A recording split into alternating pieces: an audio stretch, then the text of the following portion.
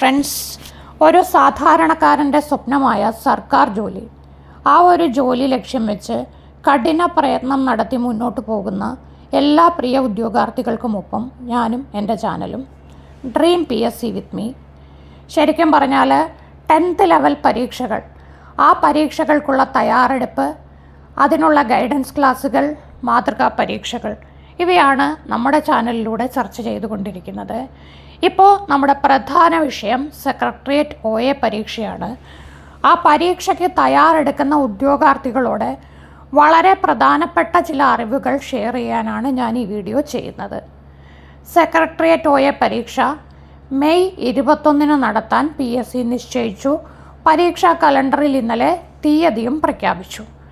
ഇനി കൃത്യം 3 മാസം കൊണ്ട് LD ക്ലർക്കിൻ്റെ വളരെ വിശാലമായ ഒരു സിലബസാണ് നമ്മൾ കവർ ചെയ്ത് തീർക്കേണ്ടത്. നമ്മളെ സംബന്ധിച്ചിടത്തോളം 100 മാർക്കിൻ്റെ ഒരു OMR പരീക്ഷ എഴുതാൻ വേണ്ടി 3 മാസം കൊണ്ട് മാക്സിമം പ്രിപ്പറേഷൻ. 100-ൽ 100 അല്ല നമ്മുടെ ലക്ഷ്യം.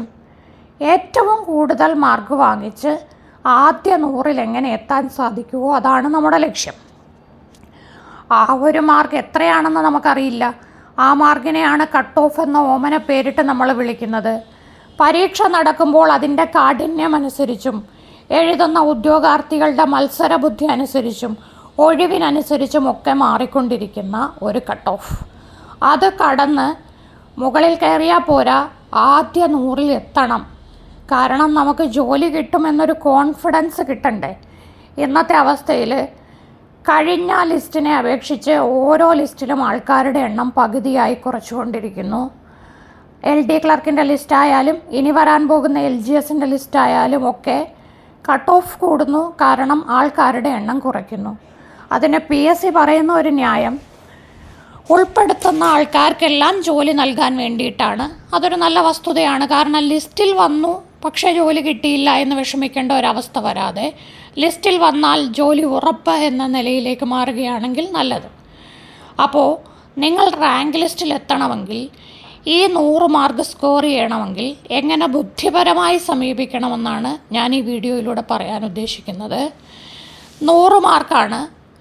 അതിൽ 10 mark English, 10 mark Malayalam, 10 mark കണക്ക്, 10 മാർക്ക് ആനുകാലികം, 10 മാർക്ക് സയൻസ്, അങ്ങനെ 50 മാർക്ക്. 5 മാർക്ക് കമ്പ്യൂട്ടർ, അപ്പോൾ 55 മാർക്ക്. ബാക്കി 45 മാർക്ക് ചരിത്രം, ഭൂമിശാസ്ത്രം, അങ്ങനെ തുടങ്ങുന്ന GK വിഷയങ്ങൾ. ഈ GK വിഷയങ്ങൾ എന്നെ സംബന്ധിച്ചിടത്തോളം ഒരുപാട് പ്രയാസവുമാണ്. ഒരുപക്ഷെ ഞാനൊരു സയൻസ് അധ്യാപിക ആയതുകൊണ്ടായിരിക്കാം എനിക്കതൊരുപാട് പ്രയാസമാകുന്നത്.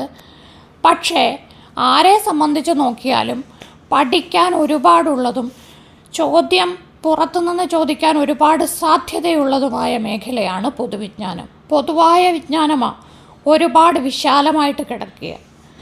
അതുമാത്രമല്ല, പ്രസ്താവനകളും മാറ്റം വരുത്തിയുള്ള ചോദ്യങ്ങളും ഒക്കെ കൂടുതൽ വരുന്നത് ഈ ഒരു മേഖലയിലാണ്. അപ്പോൾ ബുദ്ധിയുള്ളവരാണെങ്കിൽ നിങ്ങൾ കോൺസെൻട്രേറ്റ് ചെയ്യേണ്ടത് ആദ്യം പറഞ്ഞ 55 മാർക്കിൻ്റെ മേഖല, അതായത് ഇംഗ്ലീഷ്, മലയാളം, കണക്ക്, സയൻസ്, കമ്പ്യൂട്ടർ. ഈ 45 മാർക്കിൽ കൂടുതൽ ട്വിസ്റ്റിംഗ് ക്വസ്റ്റ്യനൊന്നും വരാൻ ചാൻസ് ഇല്ല. SCERT പാഠപുസ്തകങ്ങൾ, കാലക്രമേണ വന്നുകൊണ്ടിരിക്കുന്ന ഇംഗ്ലീഷ് ചോദ്യങ്ങളൊക്കെ അത് തന്നെ റിപ്പീറ്റ് ചെയ്യും. ഫോറിൻ വേർഡ്സ്, അതുപോലെ singular, plural, genders, antonyms, synonyms, ഇതൊക്കെ റെഗുലറായിട്ട് വർഷങ്ങളായിട്ട് വരുന്ന പരീക്ഷകളെ റിപ്പീറ്റ് ചെയ്യുകയാണ്.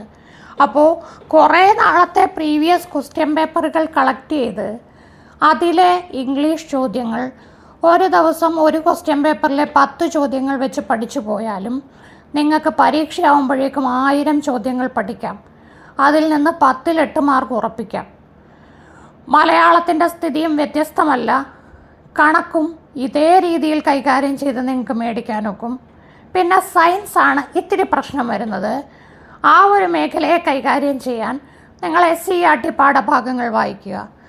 5 മുതൽ 10 വരെ ക്ലാസ്സിലെ പാഠഭാഗങ്ങൾ ഒരു 90 പാഠങ്ങളെ വരുള്ളൂ. ഒരു ദിവസം ഒരു പാഠം വെച്ച് വായിച്ചാലും നിങ്ങൾക്ക് സയൻസ് പഠിച്ച് കംപ്ലീറ്റ് ചെയ്യാനൊക്കും. അപ്പോൾ പഠിച്ചു തീർത്തു, പൂർണ്ണമായി പഠിച്ചു എന്നൊരു ആത്മവിശ്വാസം ലഭിക്കുകയും ചെയ്യും. ഇതാണ് എനിക്ക് പറഞ്ഞു തരാനുള്ള ഒരു ടെക്നിക്ക്.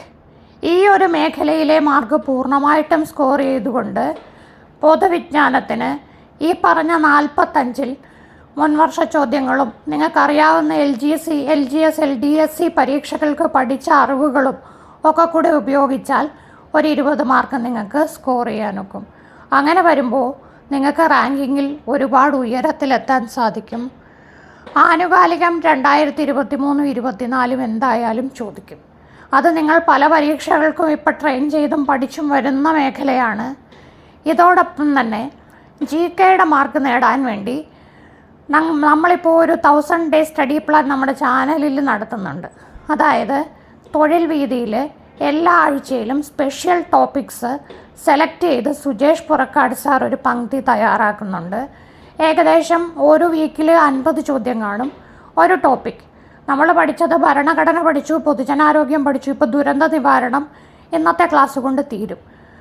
അപ്പോൾ ഈ ചോദ്യങ്ങളെന്ന് പറയുമ്പോൾ ഭരണഘടന എടുത്താൽ ഭരണഘടനയിൽ SCERT പാഠഭാഗങ്ങളിൽ പഠിക്കാനുള്ളത്, PSC ഇതുവരെ ചോദിച്ചത്, ഇനി ചോദിക്കാൻ സാധ്യതയുള്ളത്, ഈ ചോദ്യങ്ങളൊക്കെ ഉൾപ്പെടുത്തിയിട്ടുണ്ട്. അവയുടെ കണക്റ്റിംഗ് ഫാക്ട്സ് ഉണ്ട്, ഇനിയുള്ള സാധ്യതാ ചോദ്യങ്ങളുണ്ട്. ഇവയെല്ലാം കൂടി ഉൾപ്പെടുത്തിയുള്ള പങ്ക്തി. ഇത് കഴിഞ്ഞ കുറച്ചാഴ്ചകളായിട്ട് തൊഴിൽ വീതിയിൽ വരുന്നുണ്ട്. ഇതിലെ 3 പങ്ക്തികൾ ഞാൻ നിങ്ങളിലേക്ക് എത്തിച്ചു. അപ്പോൾ അതൊന്ന് കണ്ടു നോക്കുക. GK പരീക്ഷയ്ക്ക് അല്ലെങ്കിൽ GKയുടെ മേഖലയിൽ മാർക്ക് സ്കോർ ചെയ്യാൻ ഈ ഒരു ക്ലാസ് നിങ്ങളെ സഹായിക്കും. ഈ രീതിയിൽ മുന്നോട്ട് പോവുക. നിങ്ങളുടെ അഭിപ്രായം തീർച്ചയായിട്ടും വീഡിയോയുടെ താഴെ രേഖപ്പെടുത്താവുന്നതാണ്. ഇംഗ്ലീഷ് മലയാളം സ്കോർ ചെയ്യാൻ വേണ്ടി മുൻവർഷ ചോദ്യപേപ്പറുകൾ, ആ ചോദ്യപേപ്പറുകളുടെ ഷോർട്ട്സായിട്ട് വീഡിയോസ് അപ്ലോഡ് ചെയ്യാൻ ഞാൻ ഡെയിലി ശ്രമിക്കുന്നതാണ്. അപ്പോൾ അത് താല്പര്യമുള്ളവർ ഒന്ന് കമൻറ്റ് ചെയ്യുക. വീഡിയോ ഇഷ്ടപ്പെട്ടെങ്കിൽ ലൈക്ക് ചെയ്യുക, ഷെയർ ചെയ്യുക. Thank you.